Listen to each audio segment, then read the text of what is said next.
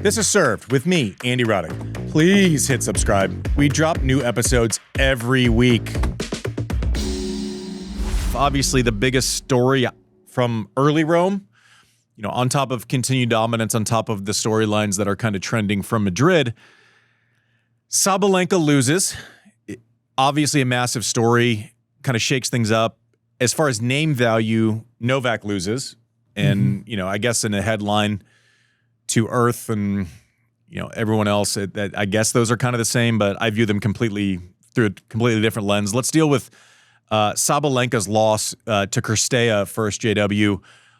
I haven't been worried about Sabalenka in like 5 years. Are we worried about Sabalenka? I'd say worried-ish. It's one of these things where we look at things in patterns and in segments, right? And she loses to Hailey Baptiste in Madrid, 7-6 in the third. It's clay. It's an exciting match. And you're like, all right, no one wins every match, and good for Hailey Baptiste. And then you get a second back-to-back event, another tight match, different type of player, a player at a different point in their career. We can talk a little later about Cirstea, but 7-5 in the third. So she goes down 7-6 in the third in one match, 7-5 in the third another. Suddenly, she'll be the top seed, but remember, this is one of the majors she has never won. Came very close last year.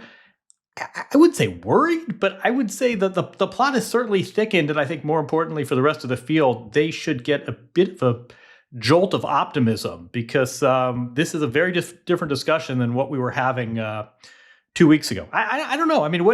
We see this so many times, right? Where players struggle in warm-ups, and then they reset. It's a major. It's a different event, different conditions. But I don't know. Two tight losses to players, neither of whom are in the top 20, when you have just won the Sunshine Double and you're trying to win a fifth major. I don't know. It's an interesting fact pattern, and much different than what we would have been talking about, again, 10, 14 days ago. Can I caveat it? She did call a medical timeout midway through the third set for back and hip, and so she didn't do a press afterwards. But, is there real concern that some of this is a more serious medical? Maybe. We don't know. Listen, yeah. Are we more concerned knowing that there was something? And Sabalenka is not one who's calling the trainer all the time. Mm-hmm. Like, she plays these tough matches. Her fitness levels very underreported. Like, we never say like, oh, she looks tired, ever, right? We never say like wear and tear. We never say like any of these things because she's so primed and ready to go. I think that's why. So we have to like level set here, because people are going to go, well, you're freaking out about Sabalenka.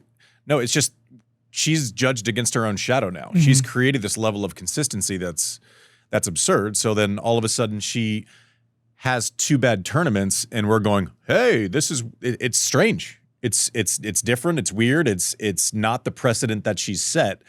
It doesn't mean that, we need to go into full crisis mode for worrying about Sabalenka. I promise you I worry about a lot of people a lot more than I do about her. But to JW's point, the way that it works when it you have this dominant force, and I even want to turn back the clock in the last 6 or 7 years, 8 years, maybe 9 years at Roland Garros. Let's see, 2020 was the first time Iga won. Okay, so 2020. Has it been this open as far as maybe hope and as far as 20, 25 women? Like, if you're Noskova and you've been playing well, are you going, I can win Roland Garros? If you're Kostiuk, are you going, I can win Roland Garros? If Sabalenka's not in full form, and by the way, she can course correct that. If she makes the second week of Roland Garros, then I don't think anything matters, mm-hmm. right? But is she more susceptible to drawing someone in an awkward matchup early on without a ton of matches? Sure, that's the way it works. That's the way, Sinner's on a roll that Sabalenka was, where she was on cruise control and she was creating a habit of just winning every other day for the Sunshine Double. Sinner's on that roll now. I guess he never gets off that roll, but what this does, it doesn't mean that Sabalenka can't win the French Open. It doesn't mean that she's not the favorite. I still think she's the clear number one favorite going into Roland Garros. I don't know that you're going to get a lot of pushback. What this does is Iga's going, okay, if I can just find some form, can I find something? I know how to do this. Aryna's not playing her best. Coco is going, okay, maybe I can repeat this thing. Down the line for the women that are playing well, Pegula's winning, matches 0-0 and stuff, right? Is she going, maybe I got a shot. I think that's the ripple effect from Sabalenka. It's less about us worried about Sabalenka as a tennis player. It's more the ripple effect of, and rightfully so, the rest of the tour going, if she's not quite as perfect and good as she normally is, does that open the door for the rest of us 10 or 15%? And I think it does. Is that rational? Totally. I was going to say the same. I mean, the point we usually go to when we have this discussion is best of 3 versus best of 5, and the sample size is bigger for the men. So, of course, the women's field is going to be open. But I would say beyond that, I think you nailed it. Go down the list and just, keep going, right? I mean, Coco is the defending champion, and Pegula is a veteran we know can play deep in majors. And Andreeva is saying, shit, I can play on. I made this semis 2 years ago. Keep going down that list. All of a sudden, you're thinking to yourself, this field is really open. I think the highest seed, tell me if I'm wrong here. I mean, you have Anisimova, who very easily could have been to the finals of this event pre-COVID, and then Kostyuk, who is coming off a heater. Those are the 2 top seeds not to have played Rome. So even the players who have pulled out of this event are contenders in Paris. And yeah, I mean, if Sabalenka is coming in physically and or mentally with a little bit of a fracture, this field gets very interesting very fast. And I think given what I'm sure we're going to talk about on the men's side, where it's, Sinner, one battle after another, Sinner on all comers, these are 2 very different fields. And I think the women's field is absolutely wide open. Yeah, and I watched the match in Madrid start to finish with Sabalenka and Baptiste. I left that one going, Baptiste played great. That was that was great tennis. Right. That wasn't where we kind of lose it, but Sabalenka torches a ball up the line, which basically would have set her up for winning the match. Misses it by an inch. The swing was confident, right? Like it's there. I don't know that I felt that way watching the Cirstea match, right? I don't know that I can walk out of that going, Baptiste is strong, can handle the pace of Sabalenka, can mix it up a little bit more, is on a little bit of a heater. We love Cirstea and we certainly want to give her flowers, but that's not the type of matchup where if she's getting looks at someone's serve and if someone can't go toe to toe with her, that's not the type of matches those aren't the type of matches that we're used to Sabalenka losing, right? Just based on matchup. No disrespect to Cirstea, it's just maybe a matchup that Sabalenka has traditionally felt more comfortable in, right? I'm more worried coming out of that where it's like, okay, we're going to have to build something going into Roland Garros. And, she's going to want to come out of the gates well in that tournament to not create like a little bit of, weirdness moving forward. But I just think it's open season more so. And I don't want to be a victim of the moment, more so than it's been in the last 7 years, like pre-Iga domination at Roland Garros. Because we have to remember for many, many years, and I think we forget this too quickly, it was Igor the field. And that was the conversation for a long time. Like more than half a decade. That was the conversation. Iga can get back in there, right? She's trying to find something. Do you remember when she was also trying to find something going into Wimbledon last year? Mm-hmm. She can flip it. I know she's not even close to playing as consistently well as she has in the past. It's there. Like people are jumping off that ship too quickly, in my opinion. I think Coco's going, if I could, about to say that. This is like, I can find this. I beat Sabalenka last year when it was nasty conditions and I got through it. Sabalenka had a great clay court run last year into Roland Garros. Less so this time. So I think it just creates that ripple effect of hope, I think, for the rest of the tour. I'm not worried about Aryna Sabalenka as a tennis player. Listen, she's still going to win.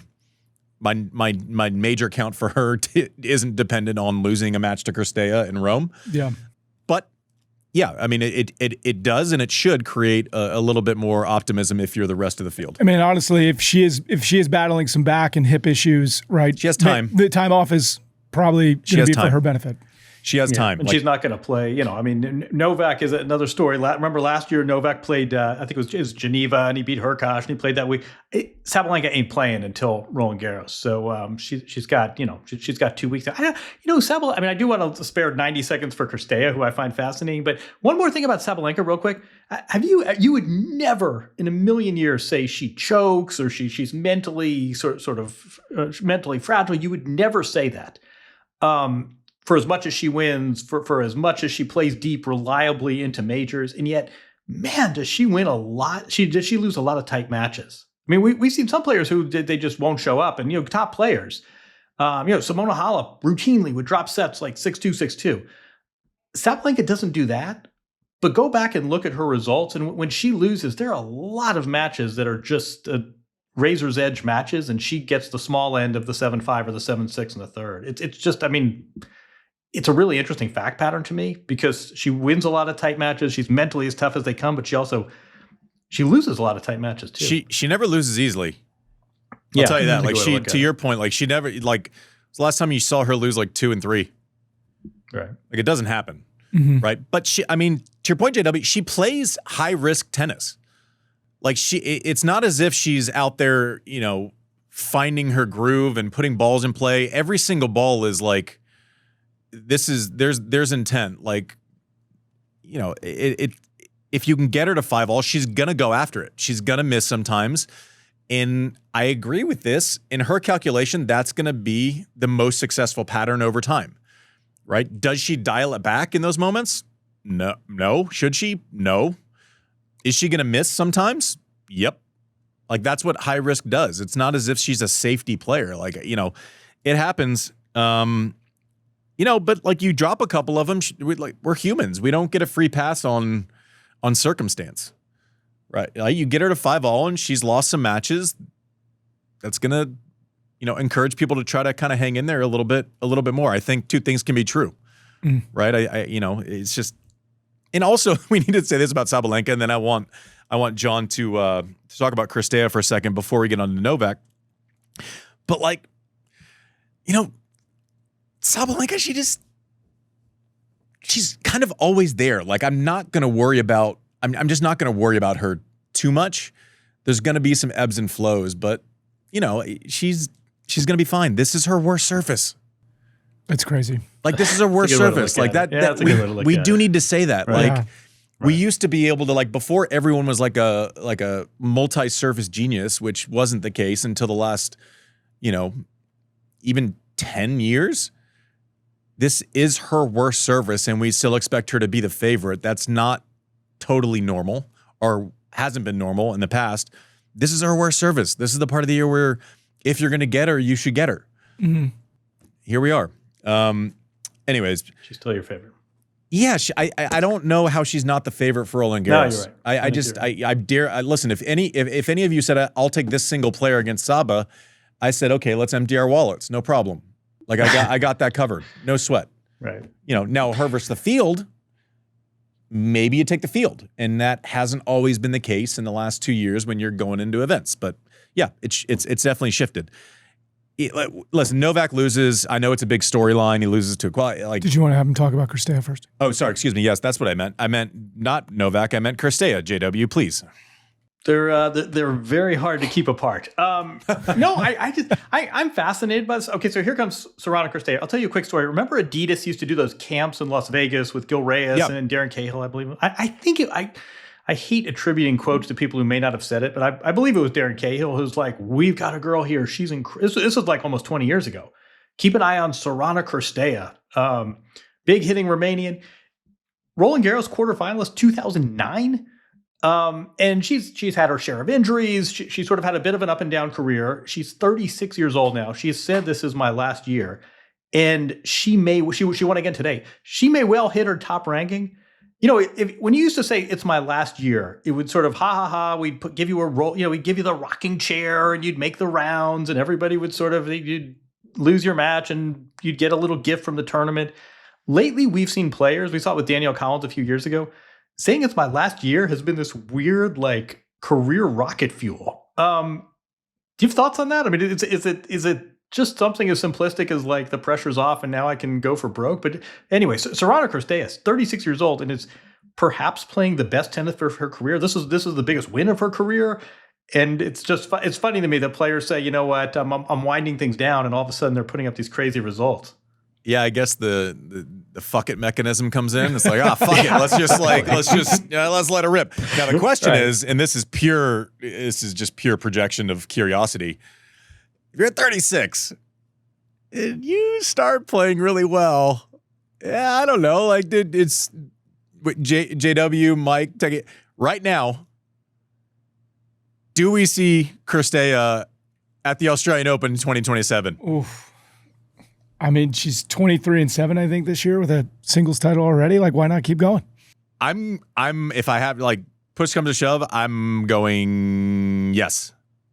JW? Honey, it's my last hand of blackjack, I swear. I just split aces. Like, yeah, I mean, honestly, she's getting 2-6 and doubling down, 2 6s and doubling down right now. All of a sudden, like, shit, my stack just got higher.